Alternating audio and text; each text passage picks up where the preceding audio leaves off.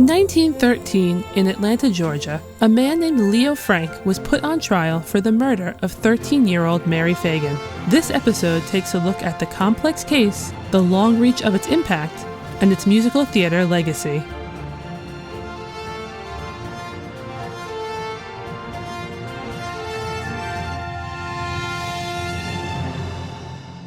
Hey everyone, Christine here to wish you a very happy International Podcast Day. That's right, if you are listening on the day this episode drops, that's September 30th, you are actually celebrating International Podcast Day.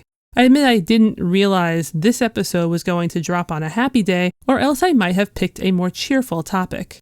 This episode, which covers one of the most still controversial murder investigations in U.S. history, involves a great deal of talk about death, racism, anti-Semitism, and white supremacy, and may not be suitable for younger ears. That said, as always, if you would like a captioned version of this and all other episodes, you can find it both at footnotinghistory.com and youtube.com/footnotinghistory. I first learned about Leo Frank and the murder of Mary Phagan when I was in high school, and a then-new musical called Parade came to Broadway. I was fascinated by the story, which caused me to research it myself. Fast forward to 2013 when Footnoting History launched, and I put the topic on my to-do list. Now here we are another decade later. A Parade revival just completed its Broadway run and reminded me that I'd long been neglecting the topic, which brings us to today. Leo Max Frank was born in April of 1884 in Texas to Rudolph and Ray Frank. However, when he was still very young, his family relocated to Brooklyn, New York, and that's where he grew up.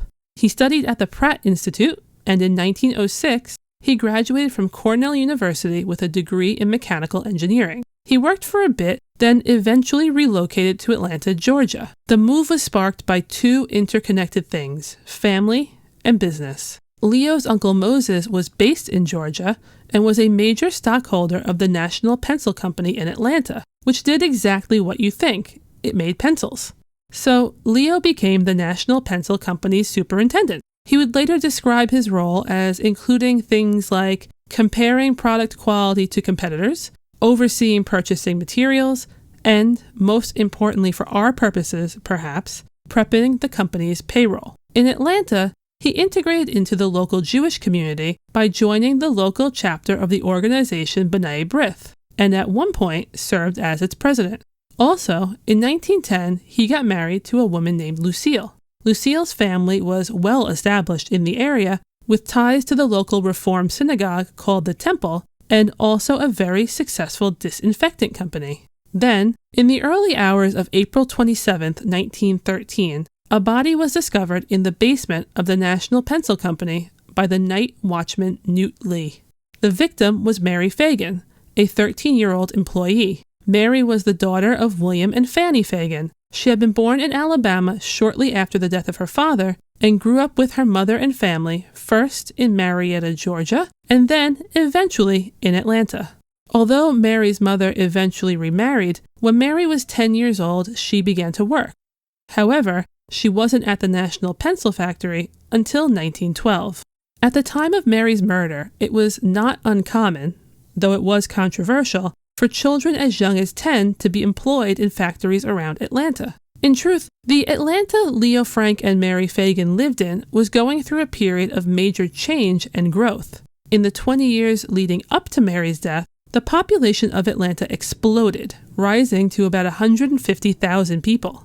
The shift for many from rural life to having to seek employment in cities caused an identity struggle.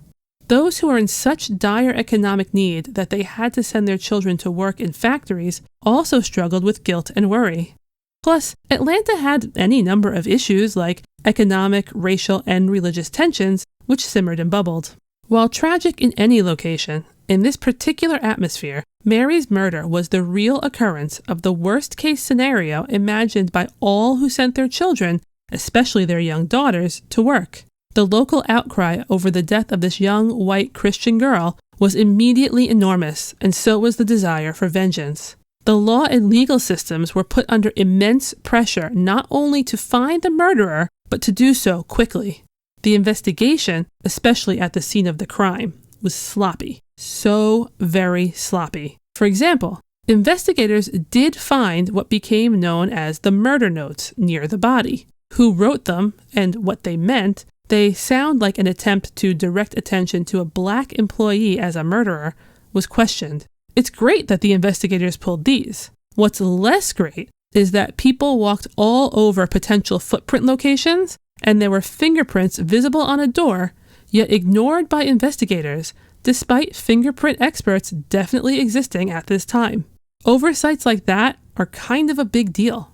When Leo, as superintendent, was first informed by police of Mary's death, he was awkward and nervous. He was quickly identified as the last known person to see Mary, as she had gone to his office to collect her pay shortly before she was killed. However, Leo wasn't considered a prime suspect. Later, with his lawyers, his lead lawyer was named Luther Rosser, Leo gave a deposition that outlined what he'd done that day and who saw him both at work and at home.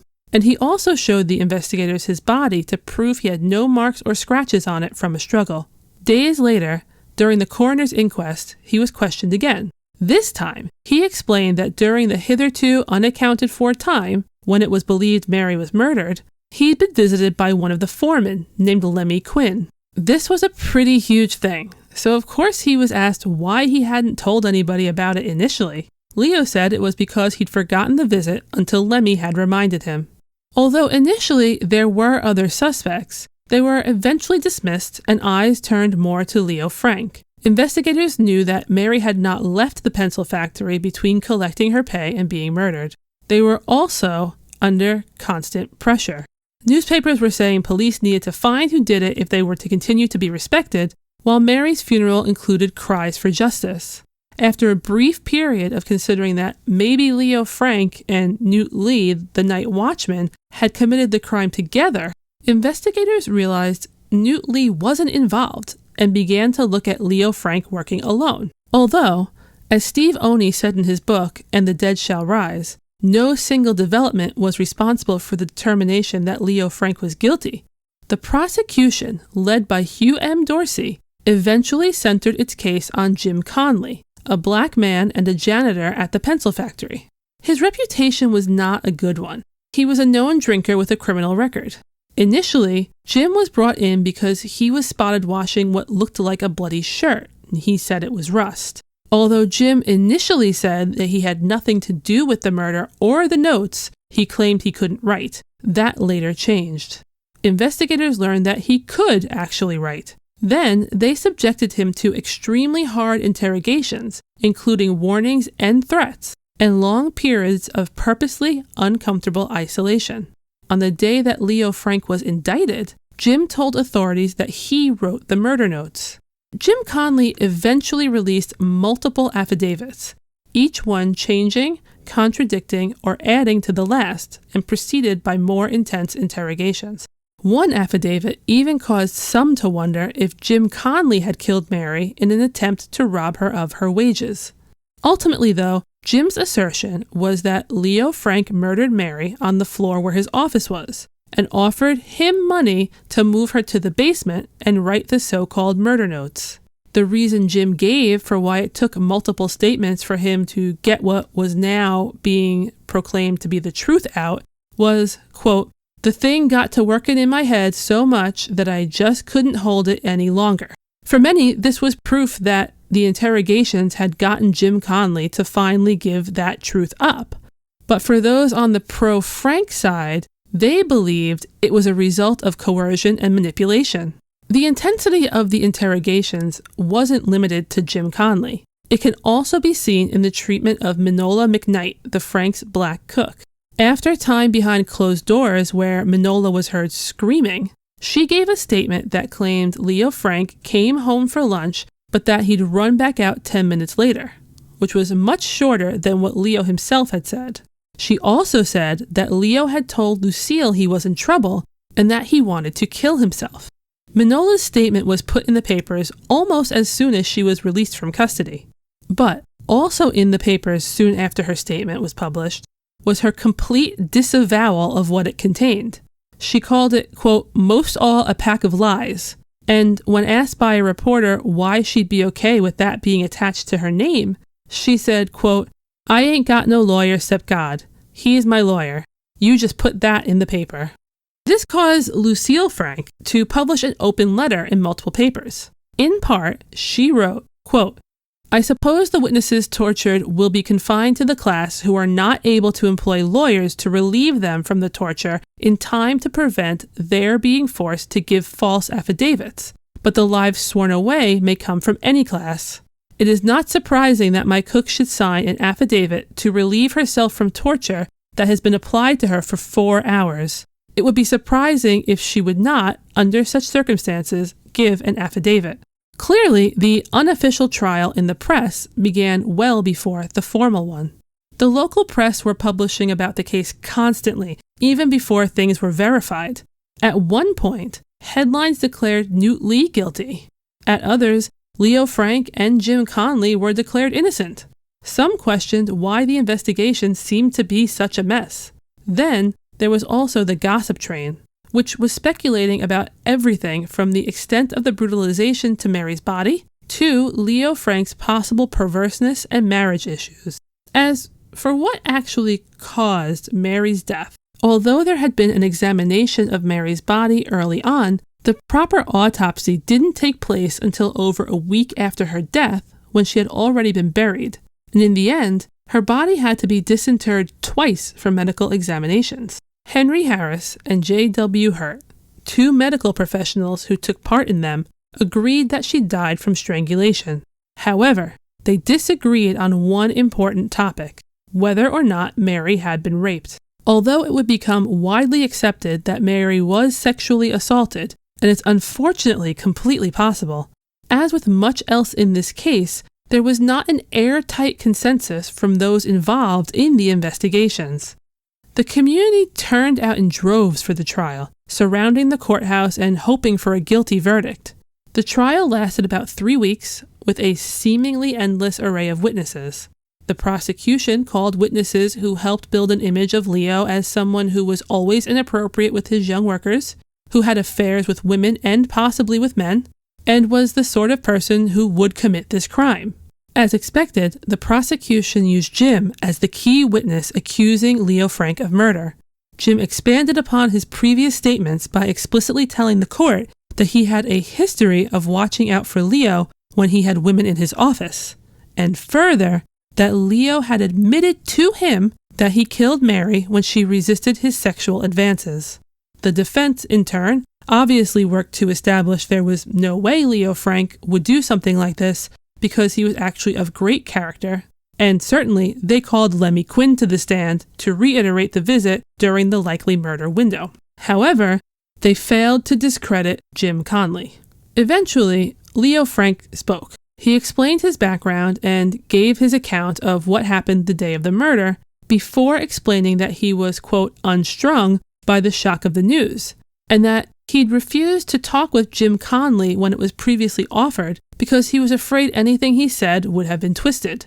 He concluded by swearing that Jim's accusations were lies, he was innocent, and that he'd purposely kept quiet until the right time, which was now at his trial. When Leo's lawyers spoke, they were aware that they botched getting Jim Conley to break on the stand and went after his character. It was true that he had a checkered past, but Luther Rosser openly went the route of hoping racism would sway things his way. He described Jim with the N-word, also calling him, quote, plain, drunken, filthy, and a liar, while talking about how he probably snorted vast amounts of cocaine. He even addressed the jury, saying, quote, if you, as white men, should believe Jim Conley, it will be the shame on this great city and on this great state, and will be until the end of time. The prosecution used racism in a different way. Co-counselor Frank Hooper called Jim Conley an ignorant black man who could not be broken by the defense because he was telling the truth. Although Dorsey denied any prejudice, still, he made comments that blatantly drew attention to Leo being Jewish. His list of famous figures who had fallen from grace contained many Jewish examples. To emphasize the perversion accusations, he used a comparison to, quote, confessed pervert Oscar Wilde, referring to Wilde's known and prosecuted homosexual relationships. When it came time for the verdict, it was agreed that Leo Frank would not be present for fear that violence would break out when it was read. It took the 12-man jury only a few hours to return with their verdict: guilty. As soon as word reached outside, the throngs broke out into celebration. When Leo Frank was told of the results, he allegedly exclaimed, "Even the jury was influenced by mob law," before later releasing a very simple statement: "I am as innocent today as I was 1 year ago." The verdict led to a sentence of death by hanging, which set off reactions and debates from all around the country. Most of the country's major newspapers were at least implicitly supportive of Leo Frank. Importantly, though, different papers covered it in different ways. Most black newspapers, for example, wanted the truth to prevail, but were incredibly upset over the blatant racism abounding in those blaming Jim Conley for the murder. They also spoke out against the fact that black people were hurt or lynched regularly and received none of the attention and attempts at aid that were being given to Leo Frank. Jewish presses, meanwhile, focused on the anti-Semitism that showed up in the case. Meanwhile, Leo's legal team sent multiple appeals to the courts, but failed to make headway. Those on his side, his lawyers, family, and outside supporters moved by the situation, tried everything they could do to have his fate changed.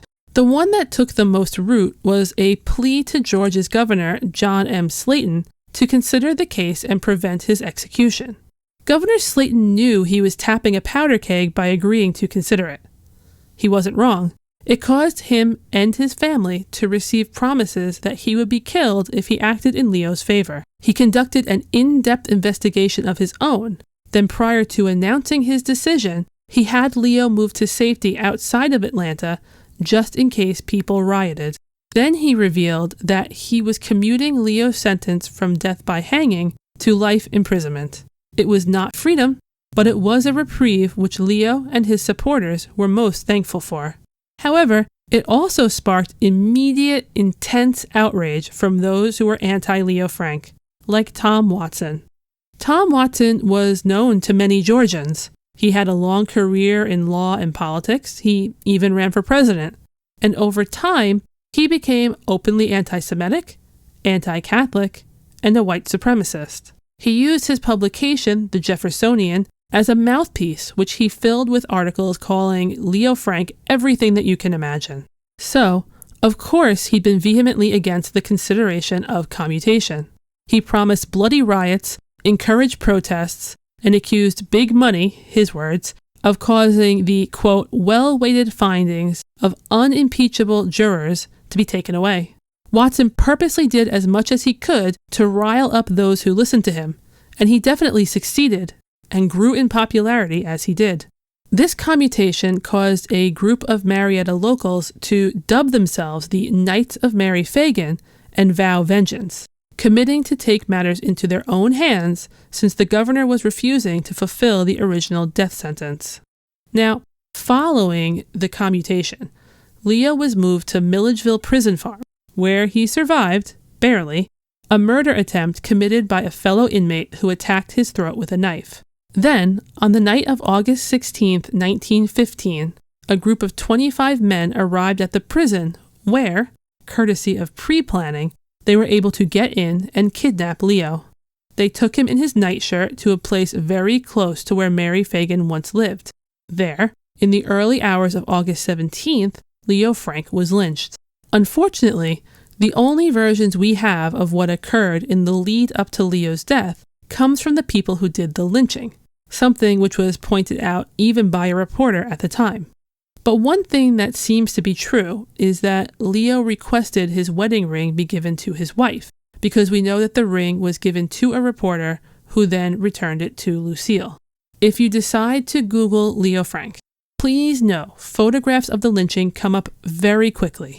I can promise that you won't find those pictures on our site, but you will find them in some of the sources I used, which are on the further reading list. So just be prepared. Following Leo Frank's death, nothing happened to the people involved in the lynching.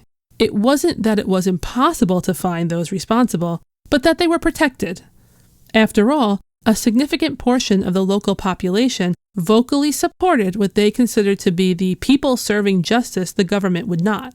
People went so far as to gather en masse at the lynching site to gawk, celebrate, and photograph what had occurred. On the other side, those who had believed Leo innocent were disgusted and outraged, but Leo was already gone and no one was held responsible. Leo's body was returned to New York and interred at Mount Carmel Cemetery in Queens. Widowed Lucille was devastated, never remarried, and passed away in 1957. She and Leo had not had any children. Governor John M. Slaton's political career was ended by his role in the case. He died in 1955, but shortly before that, he explained that had he not commuted the sentence, quote, I should have been haunted for the remainder of my life with the conviction that I committed a murder. Hugh Dorsey, the prosecutor, became governor of Georgia, then later returned to practicing law and ended his career as a judge in Atlanta. He passed away in 1948. Meanwhile, Tom Watson had died in 1922, but not before he made it into the U.S. Senate. Early Watson biographer C. Van Woodward wrote that at Watson's funeral, quote, most conspicuous among the floral tributes was a cross of red roses 8 feet high sent by the Ku Klux Klan. Over the last century, there have been many people, historians, journalists, and otherwise, who have argued that the real murderer of Mary Phagan was more likely to be Jim Conley than Leo Frank. One person from the era who believed this was Jim's lawyer, William Smith. In 1914, when Leo Frank was still alive, he revealed that he'd realized his client was guilty and Leo Frank was innocent. William did not come to this lightly. He'd considered the police's mishandling of the crime scene, conducted his own investigation, and, as part of it, came to believe that the notes were too much in Jim Conley's voice to have been dictated by Leo Frank. As you probably guessed, whether or not someone was excited about this news depended on their stance regarding the trial's outcome. Ultimately, nothing came of William Smith's attempts to get the case reconsidered, but he maintained his new belief even on his deathbed. As for Jim Conley, he had received a sentence of 1 year for his role as an accomplice. He eventually faded from public record, so unfortunately his fate remains unclear. Similarly likely to continue to be unknown is what definitively happened the day that Mary Phagan died. Although the case continues to be studied, and everyone who studies it develops a strong opinion about it, given the tensions and high emotions surrounding it even now, we will likely never have a conclusion that causes everyone to have the same opinion of who committed the horrible murder. The case was a catalyst for the creation of the Anti-Defamation League, which was formed to, quote, stop the defamation of the Jewish people and to secure justice and fair treatment to all. But also, shortly after Leo's death, the Ku Klux Klan was officially revived in Georgia, and it has been speculated that some of those involved in the lynching participated. In 1986, the case made headlines again because Leo Frank received a posthumous pardon from the state of Georgia, which was not an exoneration, but, quote, an act of official forgiveness. It explicitly said it was not addressing the question of guilt or innocence. Instead, it was based on that officials not only failed to prevent Leo from being killed, but also failed to bring charges against those involved in the lynching. In 2019, the case was in the press yet again, this time because it was announced that it would be reopened by the Fulton County Conviction Integrity Unit in Georgia, though as of my recording this, nothing has been released to my knowledge. This news was met with great joy by some, like former Georgia Governor Roy Barnes, who had been interested in the case for many years, but was harshly decried by Mary Phagan's living family members. These reactions illustrate that the case remains as controversial and emotionally charged as ever. The Mary Phagan murder and Leo Frank trial and lynching were of interest to creators almost from the moment news of the crime went public. I mentioned the musical Parade earlier, and I would argue it's the most enduring dramatization. The title, by the way, which my wonderful co-producer Kristen asked me about, is a reference to a Confederate Memorial Day parade featured in the show. Parade features a book by Alfred Uhry of Driving Miss Daisy fame, and a score by Jason Robert Brown, who later wrote The Last 5 Years. The catalyst for it was that Alfred Uhry had personal ties to the case. He had a great uncle who was an owner of the National Pencil Company, and his grandmother had known Leo and Lucille Frank socially. The musical first opened on Broadway in 1998 with Brent Carver as Leo and Carolee Carmello as Lucille. Then, just this year, it returned to Broadway with Ben Platt as Leo and Michaela Diamond as Lucille. Both productions won Tonys. I could do an entire episode just analyzing the score, but I'll just quickly point out a few interesting tracks. How Can I Call This Home establishes Leo as a Northern Jewish outsider in Atlanta. That's What He Said depicts Jim Conley giving his testimony. A Rumblin' and a Rollin' shows Black Atlantan domestic workers bringing attention to the fact that Northern white people were getting so invested in preventing Leo from hanging, but had never even blinked an eye when a Black girl got murdered or a Black man was lynched. And finally, This Is Not Over Yet shows Leo and Lucille experience extreme hope because Governor Slayton has decided to consider the case. I've put clips on footnotinghistory.com. It is important, of course, to remember that no dramatization is going to have complete accuracy. But Parade is a fascinating piece. Knowing of Erie's personal ties to the Frank family is a great starting point for a discussion about who tells the story, why they tell it how they do, and how research of the case compares to the choices made on stage. Thank you for spending time with me today. If you'd like more information about footnoting history, and this topic in particular, don't forget to visit footnotinghistory.com for those resources. My eternal thanks goes out to our patrons and Ko-fi supporters for helping keep us running. I hope you'll all come back to listen when our next episode comes out, and until then remember, the best stories are in the footnotes.